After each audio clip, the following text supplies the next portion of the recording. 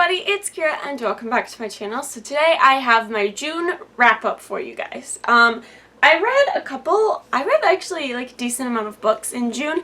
A bunch of them were in preparation for my Oxford trip, so I'm going to talk about those first and then talk about the books that I read for fun. So the first book I finished was Through the Looking Glass by Lewis Carroll. I struggle with Alice in Wonderland and Through the Looking Glass for the same reason, that the nonsense has no point. Like, there's no connection whatsoever between anything that happens, and it just annoys me because I need there to be like something to connect to other than like the character of Alice. I am kind of interested to study it just because I want to like understand it better, but yeah, I finished Through the Looking Glass. And then I read the first 4 in the Chronicles of Narnia series. I read The Magician's Nephew, The Lion, the Witch, and the Wardrobe, The Horse and His Boy, and Prince Caspian. So I'm reading them in chronological order. We will be studying them in publication order, so I'm reading them in a different order, but that's okay. I don't really care. I've read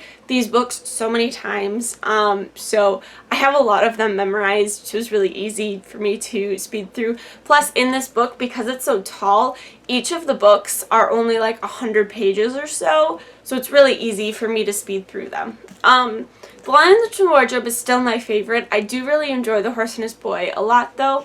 Magician's Nephew, I enjoyed more so this time, and I think Prince Caspian I got a little bit more annoyed with this time in this read through. So Magician's Nephew I enjoyed more, I think just because it's not one that I know quite as well. I know all of them very well, but The Last Battle and The Magician's Nephew are the two that like I know the least. And it was cool to like see where Jadis is coming from and have Diggory and Polly and like just see their connection and how they see the ending of one world and the beginning of another. I don't know, it was just very interesting. And then the reason I didn't like Prince Caspian as much is I felt like, this is gonna sound really bad, but I feel like the movie did better in portraying realistic consequences of their times in Narnia. So, you know, in The Lion, the Witch, and the Wardrobe, they're in Narnia for 15 years. They rule as kings and queens for 15 years, and then are returned to the exact same time. And Prince Caspian happens a year later, and we don't really see consequences from that at all, of what the Pevensey kids went through, of growing up and then coming back and being children again. And that was something I feel like the movie did very well, was having Peter be really like angry and bitter and not making good choices because he was trying to prove that he was a king, and that he could do it by himself. And, you know, he didn't really trust in Aslan. And I appreciate that about the movie version of Prince Caspian more so than the book. And it kind of felt like the book like took a while to get started, and then, like, the battle happens and then it's over. Like, as much as the raid on Mirez's castle in the movie isn't in the book and kind of made me upset the first time I watched it because, like, it's such a deviation from the book, it makes more sense for the Pevensey's story for them to do something impulsive like that and for it to go wrong. I'm going to put this book down because it's really heavy.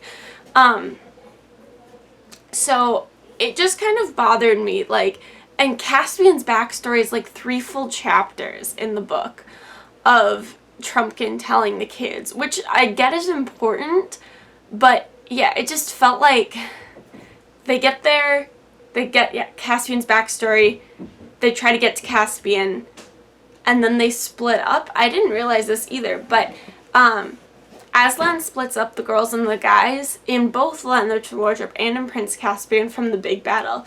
So he takes, so in the first one it's kind of by choice because Lucy and Susan, like, choose to follow Aslan to the stone table.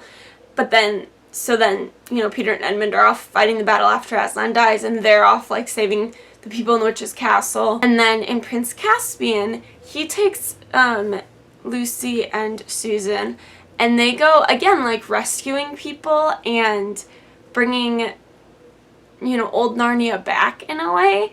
and they're just kind of having fun while Peter and Edmund are, well, Peter has to fight Mirez in a one-on-one combat, and then they end up in a war, you know, in a battle. And so it kind of frustrated me reading it this time, and just like knowing how the movie more so dealt with like their emotions and them being human, and in Prince Caspian the book it's just kind of like, oh yay, they're in Narnia again, you know, save the day kind of thing, and then they leave. Like, it just felt like it happened too fast, and like nothing happened and then everything happened and then it was over, and it was just strange to me. So yeah, that's all I have to say about the Chronicles of Narnia. You'll hear more thoughts in July wrap up because I'll have finished the series,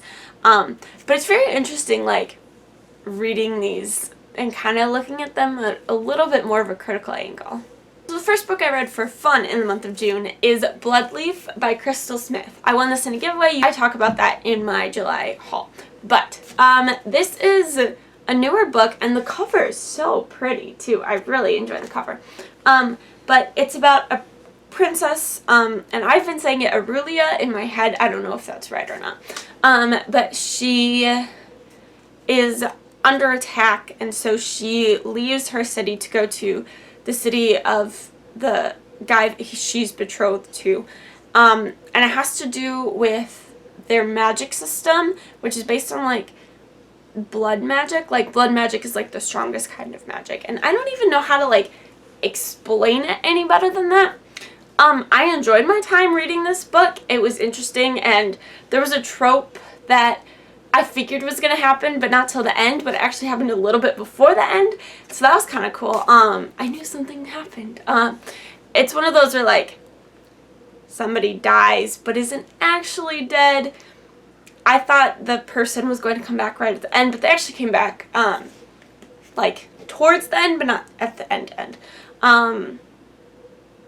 But yeah, I don't even remember a lot of what happened in this, because I read this closer to the beginning of the month, and like, it obviously didn't make that big of an impact on me if I don't remember what really happened and how I felt, other than like, it was fun while I was reading it, and I have a feeling it's set up for a second book, but I almost feel like it wouldn't have to have a second book, you know? Like, I feel like there was a little bit set up so that there could be a second book, but I enjoyed it as a standalone, so I kind of wish that it was a standalone. I don't actually know if they're making a second one or not. I probably should have looked that up before I did this. But yeah, I read this. It was okay. It was enjoyable for the time that I read it. And then the last two books are rereads, and I do have reviews for both of these books down below, and that is NickSIA and NickSIA Unleashed by Scott Rankin. These books are so good, and they are so underrated. So this is a sci-fi, it's a trilogy, so I was rereading these two in anticipation for the third book, and it's a sci-fi series. So the first book follows the main character Emmett, and he's going into space, and he's competing against 9 other kids for a spot to go down to this new planet of Eden.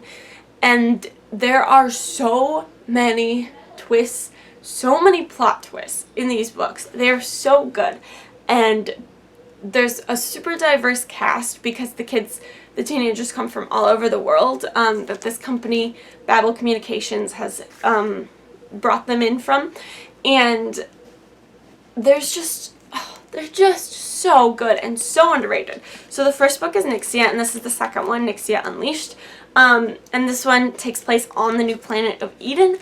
And again, so many twists. So the end of this book sets up what happens in the third book. Which, should I talk about the third book?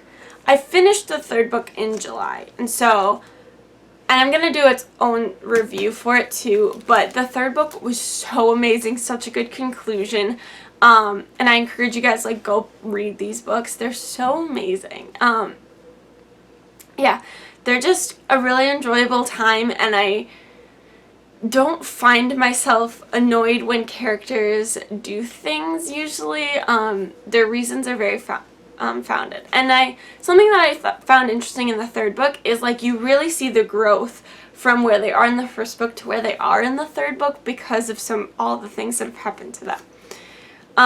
So please go read these books. So I own NickSIA, and then I got NickSIA Unleashed from the library. So yeah, they're just such amazing books. Please go read them.